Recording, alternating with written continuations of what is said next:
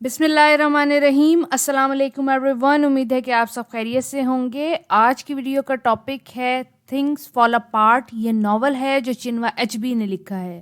اس سے پہلے میں ایک ویڈیو اپلوڈ کر چکی ہوں جس میں نے انٹروڈکشن اور کریٹیکل انالیسس کیا تھا تھنگس فال اپارٹ کا. آج کی اس ویڈیو میں ہم نے میجر کریکٹر دیکھنے ہیں صرف، اور ڈیٹیل میں دیکھنے ہیں کہ اگر کوئی کریکٹر نوٹ آ جاتا ہے تو اس کوسچن کو ہم کیسے سالو کریں گے.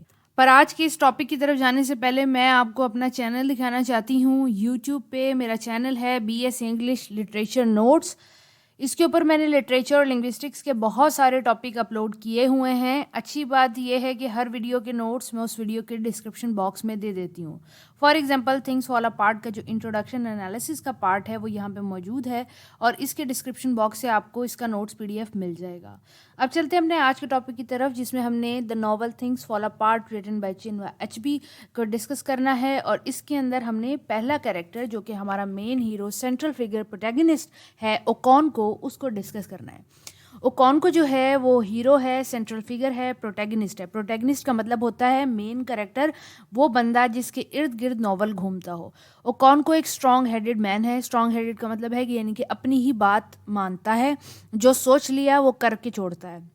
ریسلر ہے، مطلب کہ فائٹنگ میں یہ بہت زیادہ اچھا ہے، ریسلنگ کرتا ہے. لیڈر ہے، اپنے ہی جو قبیلہ افریقہ جس میں موجود ہیں اس قبیلے کا لیڈر بھی ہے، فائٹر بھی ہے، اسٹرانگ ہیڈڈ مین بھی ہے. اس کے علاوہ یہ کیا ہے کہ اس کے جو فادر تھے وہ تھوڑے لیزی انسان کنسیڈر کیے جاتے ہیں، تو یہ لیزی نہیں ہے. یہ اپنے فادر کو اتنا پسند نہیں کرتا تھا کیونکہ وہ ایک لیزی اور عورتوں جیسے آدمی تھے، تو وہ ان کو بالکل پسند نہیں کرتا تھا. وہ ان سے بالکل اپوزٹ بنا. اوکون کو اپنے باپ کو نیچر وائز ویک انسان سمجھتا تھا اور ان مینلی سمجھتا تھا کہ جو میرا باپ ہے وہ تھوڑا سا عورتوں جیسا ہے، بالکل اس میں مردانگی نہیں ہے. تو یہ اپنے باپ سے بالکل اپوزٹ ہونا چاہتا تھا. جیسا اس کا باپ ہے اس سے بالکل جو ڈفرینٹ چیزیں ہیں وہ اس نے اپنائی، جیسے کہ یہ بہادر بنا، یہ بریو بنا، ویلتھی بنا. اس کا باپ غریب تھا تو اس نے خوب دولت، شہرت، پیسہ اپنے قبیلے میں، علاقے میں کمایا.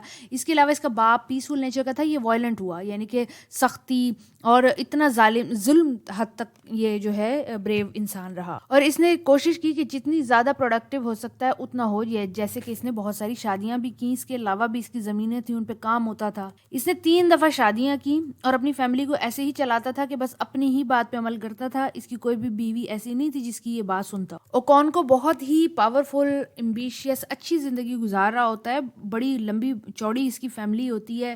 جو یہ بات کہتا ہے وہ سوسائٹی کے اندر نارم بن جاتی ہے. لیکن ہوتا کیا ہے کہ قبیلے کا ایک بچہ جو کہ ایزوڈو کا سن ہوتا ہے، یعنی کہ ایزوڈو ایک بندہ ہے، اس کا بیٹا جو ہے یہ غلطی سے مار دیتا ہے. کوئی خوشی منا رہے ہوتے ہیں اس کی وجہ سے غلطی سے مار دیتا ہے. تو 7 سال کے لیے اس کو قبیلے سے باہر جانے کا، قبیلہ چھوڑ کے جانے کا کہا جاتا ہے. یہ چلا جاتا ہے. یہ چلا تو جاتا ہے لیکن جب یہ واپس آتا ہے تو اسے پتہ لگتا ہے کہ جو اس کا قبیلہ، کمیونٹی افریقہ میں موجود ہے اب وہ کولونائزڈ ہو چکی ہے، اور برٹش لوگ، UK والوں نے ان کو کولونائز کر لیا ہے. کولونائزر یعنی کہ جو کولونائز کرتے ہیں وہ کیا ہیں؟ UK کے لوگ ہیں، انگریز ہیں، وائٹ ہیں.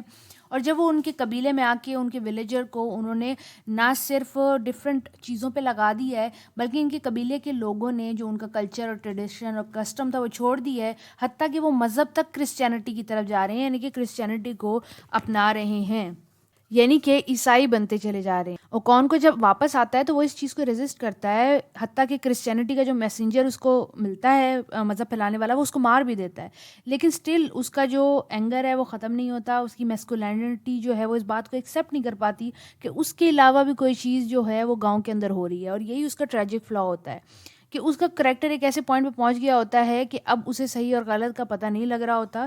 جو اس کی بات ہے وہ اس کو صحیح لگ رہی ہوتی ہے، اور وہ یہ برداشت نہیں کر پاتا کہ ان کا جو قبیلہ ہے اس کے کسٹم، ٹریڈیشن، سب چیزیں چینج ہو رہی ہیں اکارڈنگ ٹو کرسچن لوگ، اکارڈنگ ٹو برٹش لوگ. اور جیسے کہ سب کانٹیننٹ کے اندر ہوا کہ جب برٹش کسی جگہ کو کولونائزڈ کرتے ہیں تو وہ وہاں پہ حکومت کرتے ہیں. وہ وہاں پہ ایز اے ٹریڈ یا ایز اے بزنس مین نہیں آتے بلکہ ایز اے رولر آتے ہیں. جب انہوں نے دیکھا کہ اوکون کو ایسی حرکتیں کر رہا ہے تو انہوں نے اس کو آخر میں ناول کے اینڈ میں پنش بھی کیا. یہ میجر کریکٹر ہے اوکونکو کا. اسی کے اوپر 25 مارکس کا نوٹ آتا ہے، یعنی کہ یہ کریکٹر بہت زیادہ امپورٹنٹ ہے. اگر اس ناول میں سے کوئی کریکٹر ایز اے لانگ آ سکتا ہے تو وہ اوکونکو کا ہے. جو سیکنڈ کریکٹر میرے پاس موجود ہے وہ نووئے کا ہے. نووئے اوکونکو کا بیٹا ہے اور اپنے دادا پر گیا ہے، یعنی کہ اس کے اندر عورتوں والی خصوصیات ہیں جیسے کہ نرم دلی، معاملہ فہم اور اس کو کہہ سکتے ہیں کہ یہ لونگ نیچر کا ہے. نوائے جو ہے وہ اپنے باپ سے بہت زیادہ پٹتا ہے, ذلیل و خوار بھی ہوتا ہے کیونکہ وہ ویک ہوتا ہے. ویک اس کو اوکون کو سمجھتا ہے کیونکہ اوکون کو ایک وائلڈ انسان ہوتا ہے, ایک بہت زیادہ میسکولینٹی میں چور آدمی ہوتا ہے. تو جب اس کا بیٹا ایک نارمل آدمی ہوتا ہے, یعنی کہ بہت زیادہ وائلنٹ نہیں ہوتا, بہت زیادہ پاور کو ایکسپریس نہیں کرتا, تو وہ سمجھتا ہے کہ یہ ویک ہے, اس کے اندر فلا موجود ہے جس میں سے مارتا پیٹتا ہے. اس کے علاوہ اوکون کو جو ہے اس کے گھر ایک دن ایک غلام آتا ہے جس کا نام اکیمی فونا ہے, 3 سال کے لیے. 3 سال تک کے لیے کسی جرم کے سزا میں وہ اکیمی فونا آتا ہے. وہ نوائے کی ہی ایج کا ہوتا ہے. نوائے اور اکیمی فونا دونوں دوست ہو جاتے ہیں, بھائی جیسے ہو جاتے ہیں, اور اکیمی فونا اوکونکو کا بیٹا جیسا بن جاتا ہے. لیکن ہوتا کیا ہے کہ اکیمی فونا 3 سال کے بعد اس کو مارنا ہوتا ہے گاؤں والوں نے, یعنی کہ ان کو کوئی سزا ہوتی ہے. یہ تو اوکون کو اتنا زیادہ وائلڈ آدمی ہوتا ہے کہ وہ خود اپنے منہ بولے بیٹے اکیمی فونا کو مار دیتا ہے. اور جب یہ بات نوائے کو پتہ لگتی ہے تو اس کی نفرت کی کوئی حد ہی نہیں رہتی. وہ سمجھتا ہے کہ میرا باپ ایک نفرت آمیز آدمی ہے اور میرا باپ اتنا برا آدمی ہے کہ جس کو وہ منہ بولا بیٹا کہتا ہے, جس کو میں بھائی سمجھتا تھا, اس پہ کوئی رحم نہیں کر سکا.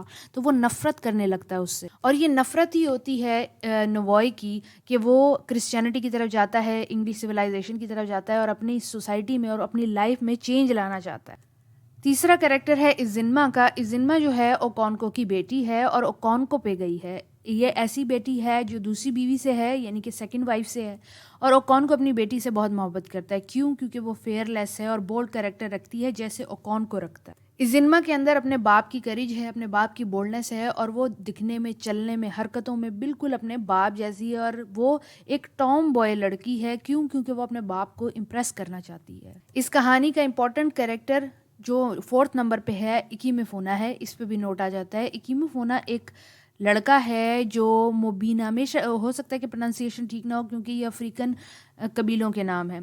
تو اب یہ جو موبینو کلین ہوتا ہے اس کا لڑکا ہوتا ہے اکیمی فونا, اور یہ یومی جو کلین اوکونکو کا ہے اس کو دیا جاتا ہے ایک ڈسپیوٹ کے بدلے میں. ان دونوں قبیلوں کے بیچ میں ڈسپیوٹ ہوتا ہے اور ڈسپیوٹ جو ہے وہ یومی جیت جاتے ہیں. تو وہ کیا کرتے ہیں, ایک بچہ ان کو اکیمی فونا ان کو دیا جاتا ہے جو اوکونکو کے گھر میں رہتا ہے اور اوکونکو کی لائف کا ایک پارٹ بن جاتا ہے. وہ اپنی محنت سے, اپنی کریج سے, اپنے اچھے کریکٹر سے اوکونکو کے دل میں جگہ بنا لیتا ہے, ایک اسپیشل جگہ بنا لیتا ہے جو کہ اوکونکو کا بیٹا کبھی اس کے دل میں نہیں بنا سکتا. لیکن اینڈ بہت برا ہوتا ہے کہ اوکونکو خود اس بچے کو اپنے ہاتھ سے مار دیتا ہے, اپنی مشیٹی سے, یعنی کہ اپنے بہت بڑے چھرے کو مشیٹی کہتے ہیں, اس سے مار دیتا ہے صرف اپنی میسکولینٹی کو پروو کرنے کے لیے کہ وہ ایک کمزور آدمی نہیں ہے. 5th کریکٹر ہے اونوکا. اونوکا جو ہے یہ اوکونکو کا باپ ہے اور اونوکا کی ہی وجہ سے اوکونکو تقریباً ایسا آدمی بن سکا. اونوکا جو ہے وہ ایک بزدل اور بیکار آدمی ہے. یہ اپنے بیٹے کے لیے شرمندگی کے علاوہ اور کسی چیز کا باعث نہیں بنتا. اوکونکو کو لگتا ہے کہ وہ عورتوں جیسی حرکتیں کرتا ہے, جیسے وہ زیادہ تر گانے گاتا رہتا ہے, قرض میں ڈوبا رہتا ہے, اور جب وہ مرتا ہے تو اوکونکو کو اس کا قرض اتارنا پڑتا ہے. اس کے علاوہ اگر وہ زندگی میں کچھ محنت کرتا تو ہو سکتا تھا کہ اوکونکو کو کوئی پلیٹ فارم ملتا, لیکن وہ ایسا کچھ بھی نہیں کیا.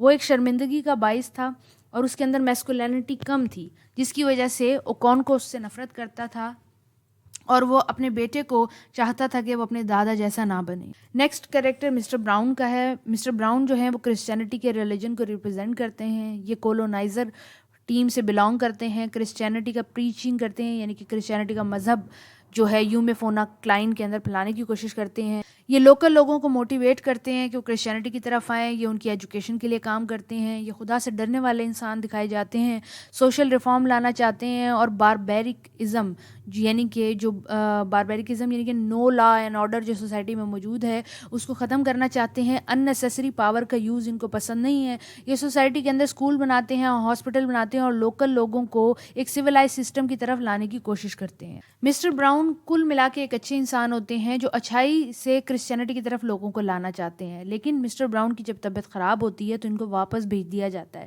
اور ان کی جگہ پہ ایک نیا بندہ آتا ہے جس کا نام ہوتا ہے جیمس اسمتھ۔ یہ مسٹر براؤن سے اپوزٹ ہوتا ہے، کیونکہ جیسے ہی یہ یوکیمی فونا کلائن کے اندر آتا ہے، یعنی کہ قبیلے میں آتا ہے، یہ اپنے کرسچینٹی کی جو کیوٹک سائڈ ہے، یعنی کہ جو بری سائڈ ہے، جو تباہ کن سائڈ ہے، وہ دکھانے لگتا ہے۔ یہ آ کے لوگوں کو کرٹیسائز کرتا ہے، کہتا ہے تم برے ہو، ان کو کہتا ہے کہ تم میں نہ لا ہے نہ آرڈر ہے، تم باربیرک ہو، تو کیوں نہیں تم سویلائزڈ ہو جاتے، مطلب ان کو ڈرانے اور دھمکانے لگتا ہے، اپنے ریلیجن کو ڈومیننٹ کرنے کی کوشش کرتا ہے، اور یہ ریئل کلونیل بلیف کو دکھاتا ہے کہ ہم لوگ یہاں پہ آئے تمہاری مدد کرنے تھے، لیکن یہاں پہ ہم تمہارے ساتھ وہ کریں گے کہ تم یاد کرو گے۔ اور انہی کی وجہ سے جو لوکل لوگ جو اب تک سمجھ رہے ہوتے ہیں کہ یہ جو کولونائزر ہیں یہ ہماری مدد کرنے آئے ہیں، یہ سمجھنے لگتے ہیں کہ یہ کولونائزر جو ہیں یہ یہاں پر ہمیں تباہ و برباد کرنے آئے ہیں۔ ایک اور کریکٹر جو سمری میں بار بار سننے کو ملتا ہے وہ ہے ایزیڈو۔ یہ ایک اولڈ مین ہے قبیلے کا جو اوکونکو کو کہتا ہے کہ تم یوکیمی فونا کو مت مارو۔ اس کا رول جو ہے یہ ٹرائب کے اندر یعنی کہ قبیلے کے اندر ایک بوڑھے انسان کا ہے جو کہ امپورٹنٹ میسیج کنوے کرتا ہے۔ باقی آگے جو کریکٹر لکھے ہوئے ہیں یہ اتنے مائنر ہیں کہ یہ آپ جب سمری پڑھیں گے تو ان کا ذکر بھی نہیں آئے گا اور پیپر میں ان سے ریلیٹڈ کوئی کوشچن بھی نہیں آئے گا، پھر بھی میں نے ویڈیو میں دے دی ہیں تاکہ آپ ویڈیو کو روک کے پاز کر کے ان کو پڑھ لیں۔ ان کا ایز سچ سمری میں کوئی خاصا امپورٹنٹ رول نہیں ہے، اور آپ جب سمری لکھیں گے تب بھی آپ کو ان کو لکھنے کی ضرورت نہیں ہے، ان پہ کوئی کوشچن بھی نہیں آتا۔ نیکسٹ ویڈیو میں ہم نے سمری کو ڈسکس کرنا ہے۔ آج کی ویڈیو اتنی ہی تھی۔ اگر آپ کو ویڈیو سمجھ آتی ہے تو کائنڈلی لائک کر دیں، دوستوں کے ساتھ لازمی شیئر کریں، اور ایسی ویڈیوز کے لیے چینل کو سبسکرائب کریں۔ اللہ حافظ۔